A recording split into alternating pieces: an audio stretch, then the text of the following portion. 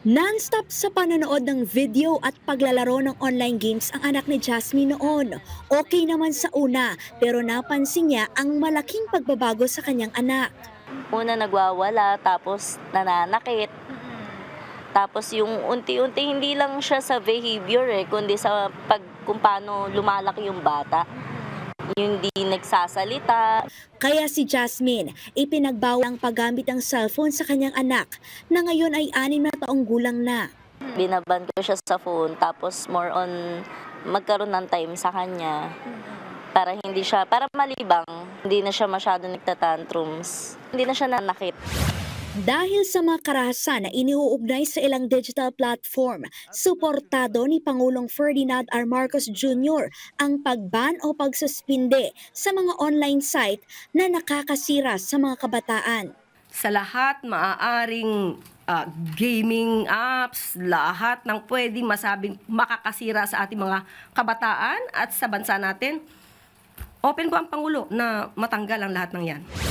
Sinabi yan ng Malacanang kasunod ang rekomendasyon ng Cybercrime Investigation and Coordinating Center na i-block ang website na nag-livestream sa pamamaril ng estudyante sa isang pribadong eskwelahan sa Zamboanga City. Ayon sa CICC, inireport ng mga otoridad sa Meta ang livestream 5 minuto matapos matukoy. Pero nanatiling online ang video ng karagdagang 9 minuto bago ito tuluyang inalis at na-reshare pa ng ilang netizen.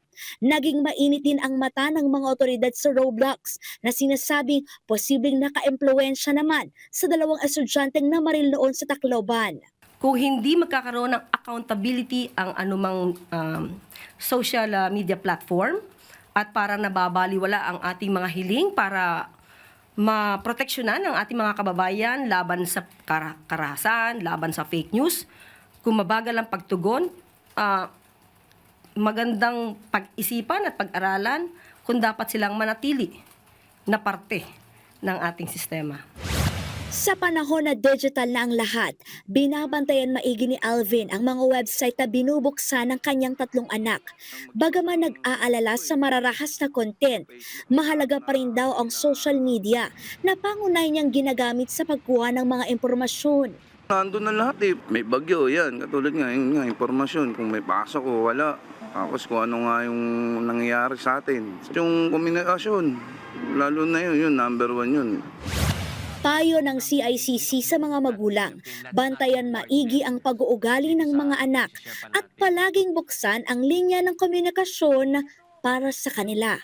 Pangalawa ho, pag may mga nakakausap at nakakasalamuha na sila online na hindi naman natin kakilala, ang particular na dapat natin bantayan na to, they stay up late at night because of the time difference. Kasi mga groomers usually from other countries, iba yung time zone nila. No?